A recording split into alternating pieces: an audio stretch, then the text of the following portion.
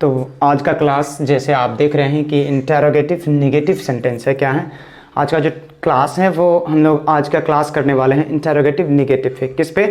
Interrogative negative पे। उसका structure जो होता है इंटरोगेटिव नेगेटिव का सेंटेंस का जो स्ट्रक्चर होगा वो होगा डू या डज, जो ऑक्सिलरी वर्ब होंगे।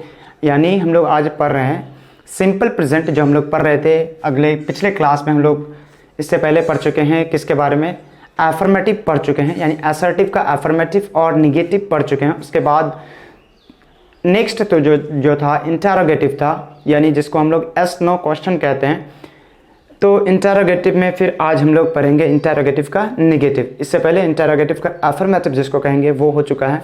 आज हम लोगों का जो टॉपिक है वो है इंटरोगेटिव नेगेटिव। तो इंटरोगेटिव नेगेटिव का आप स्ट्रक्चर देख रहे हैं कि डू या does plus subject plus not plus V1 plus object. Class start करने से पहले एक मोटिवेशनल लाइन आपके लिए।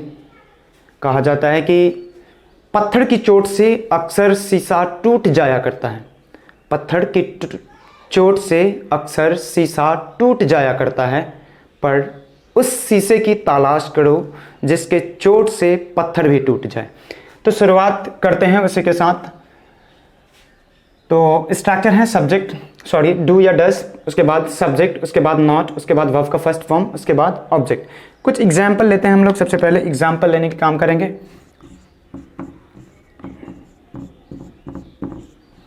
जैसे शुरुआत में क्या होगा? सबसे पहले तो क्या होगा? क्या वो नहीं खेलता है? क्या वह नहीं खेलता है। पहला हम सेंटेंस बोले कि क्या वह नहीं खेलता है। क्या वह नहीं खेलता है। लास्ट में क्वेश्चन मार्क होंगे, क्योंकि ये नेगेटिव का पहचान ही है कि कहीं पे नहीं लिखा हुआ रहेगा। क्या लिखा हुआ रहेगा? नहीं लिखा हुआ रहेगा। तो आप देख रहे हैं कि क्या वह नहीं खेलता है। क्या नहीं करता है? क्या वो नहीं खेलता है। आसानी से बातों को समझे। यहाँ पे सबसे पहले इस क्या के लिए हम लोग ऑक्सिलरी वर्ब शुरुआत में डालेंगे। उसके बाद वह लड़का, यानी यहाँ से पता चलता है कि कोई लड़का है, वह नहीं खेलता है, तो इसके लिए ही का इस्तेमाल करेंगे। नहीं के लिए नॉट, और खेलने का इंग्लिश आप तो जानती हैं, खेलने का इंग्लिश होता है प्ले। क्या होता है? प्ले होता है। तो क्या वह नहीं खेलता है आपका सेंटेंस है। तो इसको हम लोग कैसे बनाएंगे? क्या वो, तो सबसे पहले वह के साथ क्या लगेगा, थोड़ा सुन लीजिए कि ये जो थर्ड पर्सन सिंगुलर नंबर है, ही, सी, इट या कोई सा भी नाम हो, या फिर जिसको हम लोग सिंगुलर सब्जेक्ट कहते हैं, तो उनके साथ लगेगा डज। ही, सी, इट और कोई भी अगर नाम होगा उनके साथ क्या लगेगा? डज। बाकी जितने भी बच जाते हैं उनके साथ क्या लगेगा? डू लगेगा।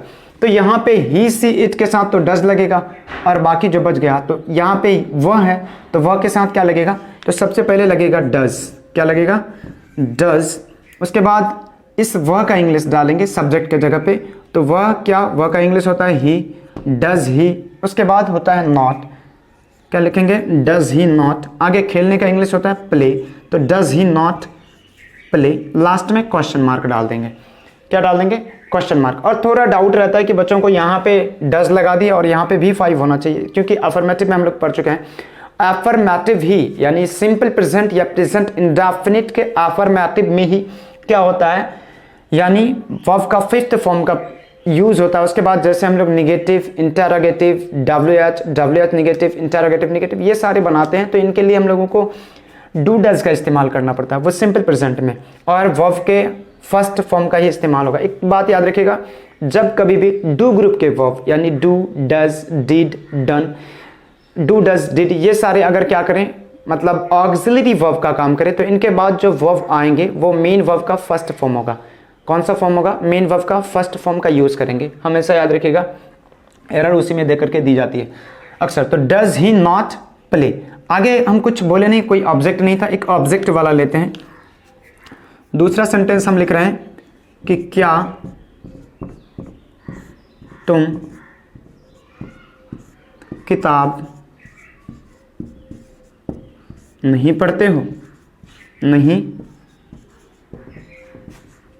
पढ़ते हो। सेंटेंस है कि क्या तुम किताब नहीं पढ़ते हो, इंटरोगेटिव का है, और इंटरोगेटिव का नेगेटिव का पहचान है कि यहाँ पे नहीं भी लगा हुआ है। क्या लगा हुआ है?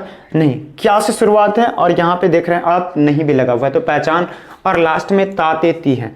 तो आप पहचान लेते हो कि ये सिंपल प्रेजेंट का, यानी जिसको हम लोग प्रेजेंट इंडेफिनिट कह दें या सिंपल प्रेजेंट कह दें, उन्हीं का इंटरोगेटिव का नेगेटिव सेंटेंस है। तो क्या यहाँ पे हम बोले कि थे कि डू डस जो लगेगा वो ही, सी, इट और कोई सा भी नाम के साथ, तो ये तुम का इंग्लिश होता है यू। क्या होता है? तुम का इंग्लिश होता है यू। तो इस तुम के लिए तो हम लोग लगाएंगे डू। क्या लगाएंगे? डू। उसके बाद तुम का इंग्लिश क्या होगा? You, do you. आगे क्या करेंगे? किताब का इंग्लिश डालेंगे या नहीं का डालेंगे? तो डू यू आप बोले कि नॉट लगाएंगे सर, ठीक है। क्या लगाएंगे? Do you not. आगे क्या होगा? इस पढ़ने का इंग्लिश लगाना है, डू यू नॉट, वर्ब का फर्स्ट फॉर्म क्या लगाना है? Do you not read a book, do you not read a book. Last में क्या करेंगे? क्वेश्चन मार्क दे देंगे। तो इसी तरह से और भी हम एग्जाम्पल ले सकते हैं। एक और एग्जाम्पल देख लेते हैं हम लोग, एक एग्जाम्पल लेते हैं। और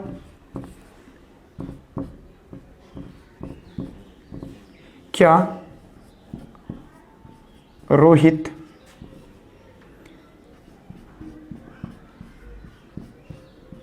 क्रिकेट, क्या रोहित क्रिकेट खेलता है? अगला सेंटेंस जो है वो देख रहे, सॉरी, क्या रोहित क्रिकेट नहीं खेलता है? क्या हो जाएगा? क्या रोहित क्रिकेट, क्योंकि हम लोग निगेटिव पर हैं, क्या रोहित क्रिकेट नहीं खेलता है? क्या हो गया?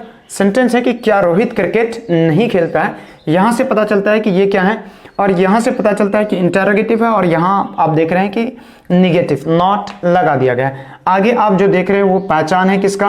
वर्ब के साथ तातेती लगा हुआ है, तो वो सिंपल प्रेजेंट या प्रेजेंट इंडेफिनिट आप जिसको बोलते हैं उन्हीं का पहचान है। तो स्ट्रक्चर के अकॉर्डिंग ये रोहित तो थर्ड पर्सन सिंगुलर नंबर है, और रोहित के लिए हम लोग क्या लगाएंगे? डू लगाएंगे या फिर डज। क्या लगाएंगे? आप खुद बोल रहे हो कि क्या लगाएंगे? डज लगाएंगे। चलो तो लगाते हैं। इस रोहित के लिए क्या लगाएं? ऑक्सिलरी वर्ब डज ले लिए। आगे क्या करेंगे? Does Rohit, ROHIT। और एक बात याद रखिएगा, जब भी किसी आदमी का, किसी इंसान का नाम लिखना पड़े, किसी भी इंसान का नाम लिखना पड़े, तो पहला वाला लेटर क्या लिखेंगे? कैपिटल में लिखेंगे, अपर केस में लिखेंगे। पहला वाला लेटर किस में लिखेंगे? अपर केस में लिखेंगे, यानी कैपिटल लेटर में लिखेंगे, चाहे वो सेंटेंस के कहीं पे भी आ जाए, शुरुआत में आए, आखिर में आए, बीच में आए, वहां पे क्या करना है? उस लेटर को कैपिटल में लिखना है। यहाँ पे रोहित है तो आर कैपिटल, कहीं मानो कि राजू है तो वहां पे भी आर कैपिटल, कहीं अहमद होगा तो वहां पे ए कैपिटल, ठीक है, कहीं मोहन होगा तो एम कैपिटल। तो ये सारे चीज होंगे, तो इसको ध्यान में रखिएगा। तो डज रोहित, आगे स्ट्रक्चर के अकॉर्डिंग सब्जेक्ट के बाद नॉट लगता है, तो डज रोहित नॉट। आगे क्या हो जाएगा? खेलने का इंग्लिश होता है प्ले। आप बोले sir does not Rohit play. आगे क्रिकेट का इंग्लिश हमको डालना है, तो CRICKET, does Rohit not play cricket. तो ये हो गए आपके क्या? अगला सेंटेंस हो गया कि does Rohit not play cricket. तो इसी तरह के आप और भी बहुत सारे सेंटेंसेस को क्या कर सकते हैं? आसानी से बना सकते हैं। एक और सेंटेंस लेते हैं हम। क्या सीता, क्या सीता बाजार नहीं जाती है? अगला सेंटेंस है, आप देख रहे हैं कि ये भी क्या है? इंटरोगेटिव का नेगेटिव है, क्योंकि हम लिखे हुए हैं कि क्या सीता बाजार नहीं जाती है। आप मतलब अक्सर हम लोग बोलते हैं इस तरह के, तो क्या सीता बाजार नहीं जाती है? सीता भी क्या है? थर्ड पर्सन के सिंगुलर नंबर है, तो ये सीता के लिए क्या लगेगा? डज लगेगा। क्या लगेगा? सीता के लिए डज लगेगा ऑक्सिलरी वर्ब के जगह पे। तो क्या बोले आप? बोले कि डज, सीता का S capital, SITA, does Sita. आगे सब्जेक्ट के बाद नॉट, डज सीता नॉट। आगे क्या होगा? जाने का इंग्लिश होता है go, does Sita not go. उसके बाद लगाए टू। आगे market, does Sita not go to market. क्या बना दिए? Does Sita not go to market हो गया। तो ये सारे सेंटेंस थे। इस तरह से हम लोग क्या करेंगे आगे, और भी बहुत सारे सेंटेंस आप इसी तरह के बना सकते हो। जैसे हम बोले कि क्या मैं विद्यालय नहीं जाता हूं, क्या तुम क्रिकेट नहीं खेलते हो, क्या वो दिल्ली नहीं जाता है, क्या तुम किताब नहीं पढ़ते हो, क्या वो अंग्रेजी नहीं सीखता। इस तरह के सेंटेंस आप क्या कर सकते हो, आसानी से फॉर्मेट कर सकते हो, आसानी से बना सकते हो। सिर्फ ये स्ट्रक्चर आपको ध्यान में रहना चाहिए, ये स्ट्रक्चर आपके याद रहना चाहिए। क्या करना चाहिए, याद रहना है, do does plus subject plus not plus V1 plus object. और इसी तरह के आप क्लास में बने रहने के लिए हमारे YouTube चैनल को क्या करें, सबसे पहले सब्सक्राइब कर ले, ताकि आपको आसानी से एक छोटे छोटे, हम लोग करते क्या है, बहुत ही इजीली यानी इंग्लिश सीखने का काम करेंगे आसानी से। इंग्लिश इससे ज़्यादा आसान और कोई नहीं समझा सकता है। बहुत ही आसान वे में आप देख रहे हैं कि आसानी के तरीके से स्ट्रक्चर बताया गया, उसके बाद आपको उसी से एग्जाम्पल लिया गया और उस एग्जाम्पल पे आप हजारों क्या लाखों सेंटेंसेस बना सकते हैं आसानी के साथ। तो आज भर के लिए इतना ही, फिर मिलते हैं नए क्लास के साथ।